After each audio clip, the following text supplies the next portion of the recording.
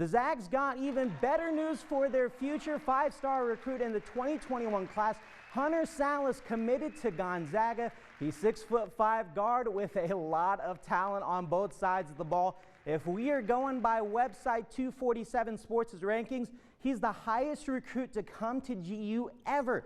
He's excited to be a Bulldog. They play fast, they let their guards go, and then they have great bigs, so it'll be fun playing with all those good big men. I hope to just continue that success and help them keep winning. For the second straight season, GU brings in yet another five-star recruit. It's truly amazing what Gonzaga has transformed into in just a little over 20 years. A Cinderella mid-major, and now they're a program that's out-recruiting the likes of Kentucky, North Carolina, and Kansas. It's just incredible. Salas has the potential to be an NBA-level guard. If you've heard that before, well, it's because if you look on the current roster, Jalen Suggs is going to be a top 5 NBA draft pick.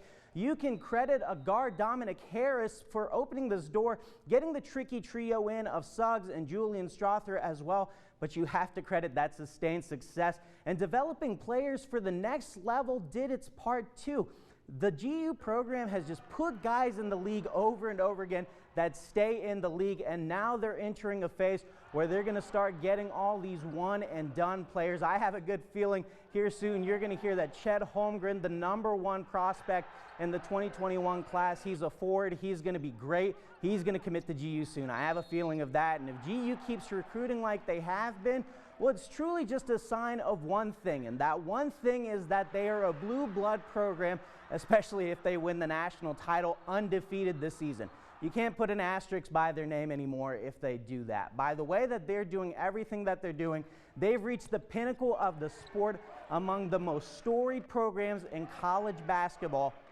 And you just have to look at it in all facets when it comes to recruiting, when it comes to winning on the court, whether it's winning, just going to 6 straight Sweet 16s. They're really getting the job done. It's obviously just not recruits that they've been getting, though. They've been landing these top transfers.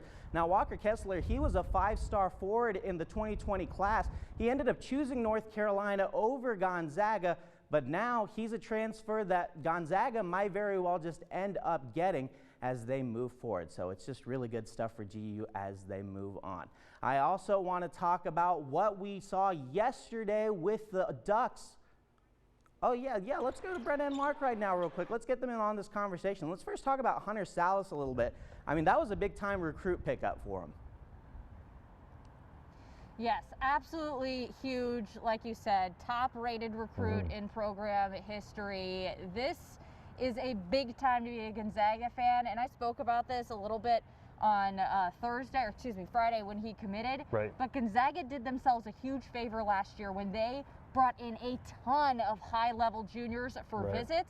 That set them up for this year, especially since a lot of those kids, obviously Gonzaga didn't know it at the time, but they didn't get to go visit other schools because of coronavirus. Sure. So that really put them in a great spot, and that is what has really helped propel them this year, outside of course, winning everything. It's just remarkable, too, when you think about how small of a school Gonzaga really is, with like 5,000 undergraduate students in Spokane, Washington, continues to just be a basketball hub. My goodness. We are small but mighty. But fierce. Back to you, Karthik.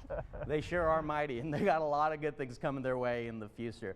One of the good things that we saw yesterday, 12-seed Oregon State made it to the Elite Eight. That means Ferris High School graduate and Oregon State head coach Wayne Tinkle is marching the Beavers forward. They won yesterday against Loyola Chicago. Tinkle played over at Ferris High School, the Greater Spokane League, back in his day senior season, tore it up for them. Now he's leading the Beavers further than they've ever been since the NCAA Tournament expanded the field to 64 teams in 1985.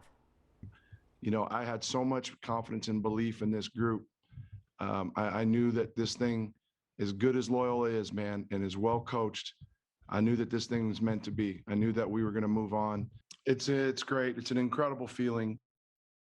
That takes us into the bigger picture of what's happening around the NCAA tournament. Half of the Elite Eight was sorted out yesterday in yesterday's action, so let's get right into it. Here's a breakdown. 1-seed Baylor moves on. They're going to take on 3-seed Arkansas. 12-seed Oregon State, as we just mentioned, moving on. They're going to take on 3-seed Houston.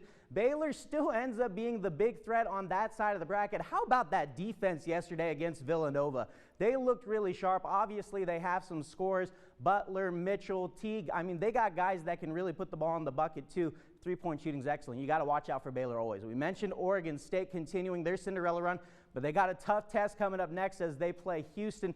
Houston, another team with great defense. But hey, Oregon State just came off that win against Loyola Chicago, and they have one of the best defenses in the country, as well. So, you know, who knows? Oregon State might just keep it going and march on to the Final Four. Even though all the brackets are busted, there is one thing most tournament fans have in common. A majority picked the Bulldogs to make it to the finals, and then more than 36% of ESPN brackets have picked Gonzaga as the next national champion. Of course, that would be their first national title. That's more than double among the fans that picked the Illinois Fighting Illini to win. Of course, the Fighting Illini lost there in the second round to Loyola Chicago. All right, we're moving on here.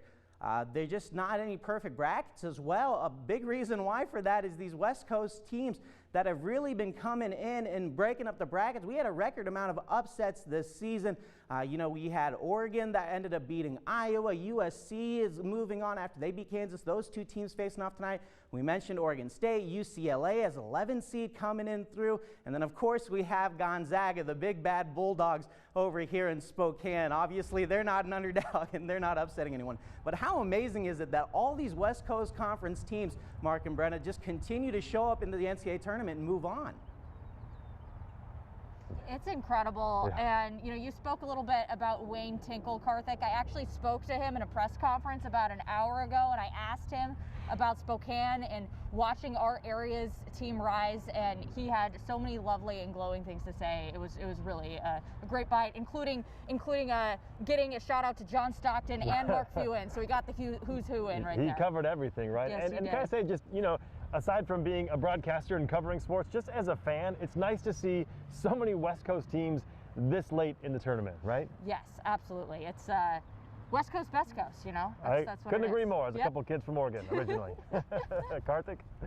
Yeah, just moving on. Our countdown to tip-off continues right here this morning. We're talking about the NCAA game that put Gonzaga on the map. Here we go. After the break, we're talking you about back to 1999. And then we're moving on to the number 5 moment here in our top 6 moments that we're bringing to you. Joella Yayi had the first triple-double in program history earlier this season on the road against Portland. Many have come close. Yayi, the only one to pull it off. He finished with 12 points, 14 rebounds, and 13 assists in that game. We'll be right back.